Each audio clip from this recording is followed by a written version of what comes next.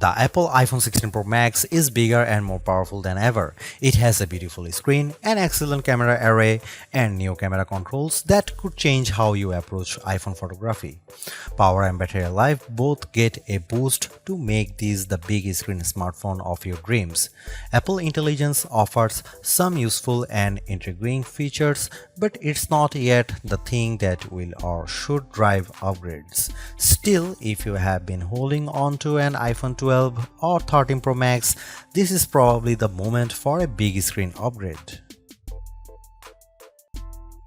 The iPhone 16 Pro Max was announced at the Apple Glow Time event on September 9, 2024 and it's shipping from September 20.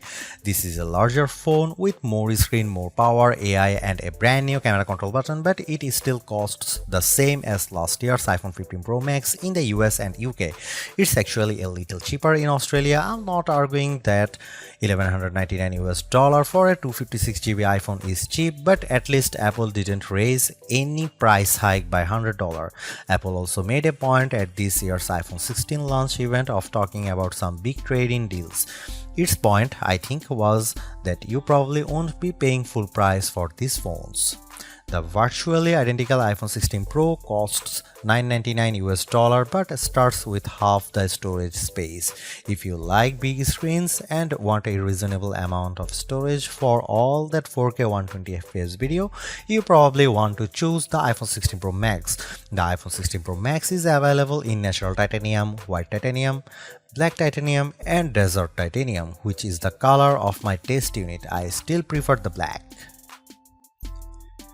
It might seem like Apple's phone design strategy is now why mess with a good thing. In some ways, that's true. The iPhone 16 Pro Max doesn't stray far from the aesthetic first established with the iPhone 12, but also carries forward the myriad challenge made over the last few generations, like the smoothed out edges and new action button which replaced the silent switch on the Pro models last year.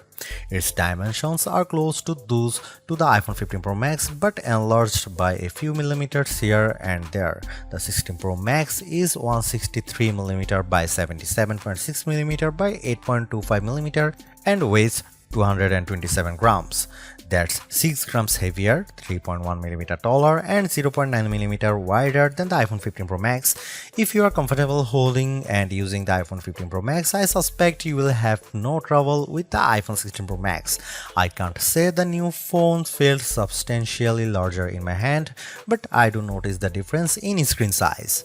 The bottom edge features microphone and speaker perforations, along with a USB-C port that, with the right cable, can support Thunderbolt 4 data transfer speeds. There's also a speaker slot along the very top edge of the display. Together with the bottom edge speaker, this phone can produce undistorted room-filling sound. Highs are sharp, mids are strong, and bass is good for the device size. Button placement is mostly identical to last year, with the volume buttons and action button on one side and the larger power or sleep or CD button on the other side. They are joined, however, by a new button, camera control, roughly the same size as the power button. The camera control button is a multi-purpose control that can recognize physical presses and lighter presses to enable haptic response and gestures. It offers instant access to the camera and with those other presses and gestures to various virtual millimeter lenses and camera settings. The materials and build quality are once again excellent. Apple used grade 5 titanium on the body over a graphite-clad aluminum substructure. Apple has also upgraded its ceramic shield, which may make it less susceptible to cracks and scratches, although I was quite careful with my 1TB desert titanium test unit, so I can't say for certain if this is the case. Okay, I did get it wet, purposely running the IP68 rated iPhone 16 Pro Max under a garden sprinkler. It was fun to watch the screen activating as it was touched by 1,000 tiny fingers when it was just water droplets, but the phone was otherwise unmoved and unharmed by the deluge. Sometimes I wonder how Apple might say its next screen technology. Will it add duper to it so it becomes super duper Retina XDR display? I mean, it may have boxed itself into a corner, but Apple skirted the issue this year by leaving its iPhone display technology pretty much untouched. This is a giant screen 6.9 inches, achieved through a combination of a slightly larger chassis and pleasingly thinner bezel. There are more pixels than last year. The iPhone 16 Pro Max screen is 2868 by 1320, while the iPhone 15 Pro Max is 2796 by 1290. There's more pixels but not a higher density. This is still 460 ppi and so falls behind the Samsung Galaxy S24 Ultra's QHD Plus display, at least on the ppi front. Apple also didn't mess with the dynamic island, which remains a useful and fungible information peel in the upper portion of the screen. It houses Face ID, depth sensors, and a 12 megapixel true depth camera. The camera takes excellent selfies and is my go-to for biometric unlocking. While the display's core specs haven't changed, they are worth noting. It's a wide color gamut screen that supports HDR True Tone always on display, means you can see a less saturated version of your lock screen without unlocking the phone, 2000 nits of peak brightness outdoors, and Pro Motion. Speaking of which, everything I did on the iPhone 16 Pro Max looked fantastic. I don't even notice the dynamic island when it's inside one of my games, and streaming videos via the likes of Netflix stands to crop out the cutout.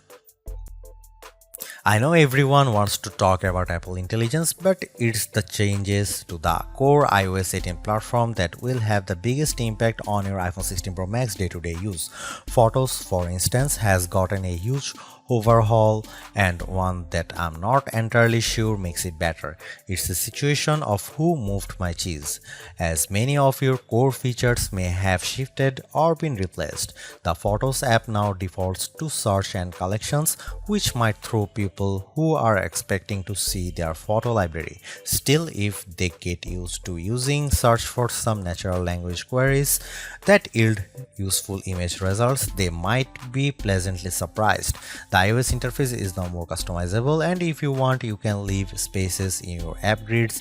You still can't place an app icon in space that, say, straddles two spaces in the invisible grid, but I think people will appreciate this new level of flexibility.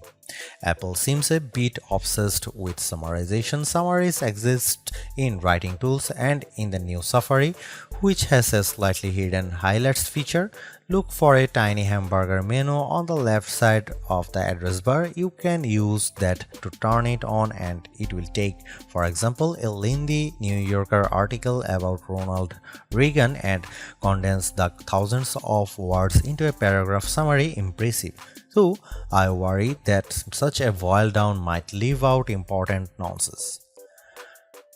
There's even a new passwords app that consolidates and surfaces all the password feature Apple has previously hidden in features like keychain. Now you have an easy to access app to manage sometimes confusing password and security word. One of my favorite new iOS 18 features is Math Notes. Inside Notes, you can scribble any question, and when you put an equal sign at the end of it, Math Notes automatically solves it and writes the answer in what will look just like your own penmanship. It's a smart bit of machine learning. None of this is as sexy as Apple Intelligence, but this and the myriad of other changes coming with iOS 18 might be more readily practical than what you can currently do with Apple's AI efforts. Apple's 13-year-old digital assistant has burst out of its floating bubble, and now when you summon it, takes over the whole screen. I switched between calling Siri by name and using a long press on the power button to call it, and each time the entire screen was encased in a beautiful multicolor glow. The display almost appears to flash when you press that button, and when you make your request, the screen pulses in response. Siri really seems more alive than ever. This, too, might be the most exciting part of the update. Apple Intelligence features that give Siri access to information about you on the phone to make its responses more contextually relevant are not here yet, nor are app insights that might help dig into applications to enable features and actions. Instead, we get a Siri that is somewhat better at handling the ahs and ums that sometimes happens when you are trying to craft a Siri prompt. I found that Siri can understand some confused talk, although if you are nearly incoherent, Siri will be lost too. Siri did well on some question and was effective at opening the FaceTime camera when I said I wanted to take a selfie. It also did well when I asked how I could share my Wi-Fi password, returning a concise step-by-step guide. One other nice Siri update is the text to Siri. All it takes is 3 taps on the bottom of the screen to open a Siri window in which you can type in your prompt. It's a nice, discreet way of getting the answer or help you need. Writing tools, which you can find when you type text in notes, emails, or messages, offers to make your writing better in a variety of ways. I'm a confident writer and communicator in email and messaging, so AI assistance in these tasks doesn't appeal to me. There are 2 millions who feel otherwise and may find these tools useful. I noticed how while writing tools offers to make your text more professional, concise and friendly, it does a stellar job of never losing a misconstructing the meaning of your original text. Photos is where Apple Intelligence shines. The new cleanup option in Edit is effective at removing unwanted objects from phone. When I opened a photo and tapped the cleanup eraser icon, it immediately offered to remove a few people from the background of my photo. I wanted to keep them, so I choose an object I wanted to remove, drawing over it. Precision is not a necessity. I drew over parts of it and cleanup identified the complete object. When I took a picture of my wife at an outdoor restaurant, I noticed that you could still see all the cars parked behind her. I used cleanup to remove them one by one. It did a good job. In all, Apple Intelligence shows early promise, but compared Google Gemini and Galaxy AI, it seems a bit limited. Siri still doesn't have that open LLM feel where you could ask it almost any question or solve any problem. There is no AI image generation, not even the promised Gen emojis. It's still an English-only tool, and the promised third-party integration with ChatGPT and potentially Gemini have yet to materialize. It's a good effort, but this version of Apple Intelligence is not the one that will spark a billion upgrades. While Apple hasn't radically changed the iPhone's camera array, there are enough changes in hardware, software, and image processing, along with the aforementioned camera control button to make the imaging system feel fresh and new. On paper, we have just one notable megapixel upgrade, the 48 megapixel ultra-wide camera, which will not only improve wide-angle shots but has a measurable impact on macro quality. Still, even though Apple didn't squeeze a much higher pixel count into the main camera, it did upgrade the sensor and is promising much faster shutter speeds, and the autofocus is now enhanced with dual autofocus sensors. These are the kinds of incremental changes that should improve both the experience of using the quality delivered by the main camera sensor, but they are also hard to measure. More on that in a bit. The 12 megapixel 5x optical zoom is essentially unchanged from last year's iPhone 15 Pro Max. The biggest news here is found not on this phone but on its little brother, the iPhone 16 Pro, which also gets the Tetra Prism lens. Last year's Pro model was stuck with a just 3x optical zoom camera. Similarly unchanged is the 12 megapixel FaceTime camera on the front. Here are some camera samples of iPhone 16 Pro Max.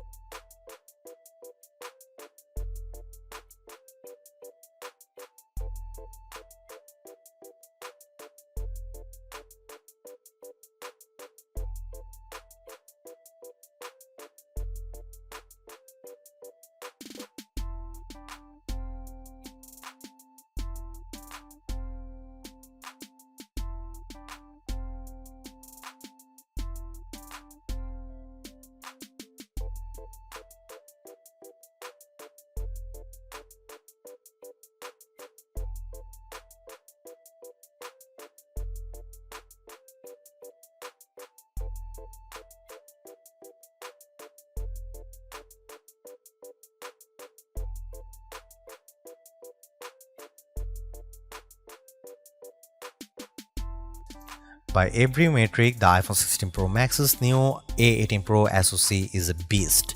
It outperforms the A17 Pro and Qualcomm's Snapdragon 8 Gen 3 in most benchmarks, while Apple isn't backing the CPU with as much memory as you might find in, for instance, a Google Pixel 9 or Samsung Galaxy S24 Ultra. The iPhone 16 Pro Max and its A18 Pro chip make good use of the 8GB it has. That the iPhone 16 Pro Max is essentially a mini computer in your pocket should surprise no one. Apple Silicon has provided ample power for everything from everyday productivity tasks to 4K video editing and AAA console gaming. The A18 Pro is no different, but in this case, we have an even larger canvas on which to enjoy its benefits. I'm not sure I could find a task this phone couldn't handle. If I have one criticism, it's that the phone does seem to get a bit warm during, for instance, gameplay and video editing in CapCut. I don't know if this is the graphite covered aluminum substructure more efficiently delivering heat from the chip to the body or the phone overworking. The good news is that this does not adversely impact performance or battery life. Call quality was good, and I am pleased to see that this is now a future-leaning platform with Wi-Fi 7 support. There's also Bluetooth 5.3 support and second-generation ultra-wideband. It helps in my Find My app, which I used when I purposely misplaced my new AirPods 4. In the US, the iPhone is now eSIM only, which I like, although some people miss the physical SIM card. I appreciate the ease of switching eSIMs from one phone to other and how easily the iPhone 16 Pro Max lets you switch between multiple eSIM numbers on the iPhone 16. The iPhone 16 Pro Max delivered some of the best Future Labs battery drain results I have seen. We got an average 16 hours of battery life on our tests, and anecdotally I saw between 14 and 17 hours depending on activity. That's impressive. Apple is finally supporting QI2 wireless charging technology and provided me with a new QI2 supporting MagSafe charger and a 30-watt charge adapter. The iPhone 16 lineup ships with a 60-watt capable USB-C cable but no charging adapter. Using those two accessories, I recharged the iPhone 16 Pro Max at 44% in 30 minutes. Apple claimed 50% in 30 minutes, so this is pretty close. A full charge took about 2 hours. One thing not a lot of people know is that with a standard USB-C cable, you can charge your AirPods or Apple Watch off the iPhone. Should you buy the Apple iPhone 16 Pro Max? You should buy Apple iPhone 16 Pro Max if you want the biggest and best iPhone ever.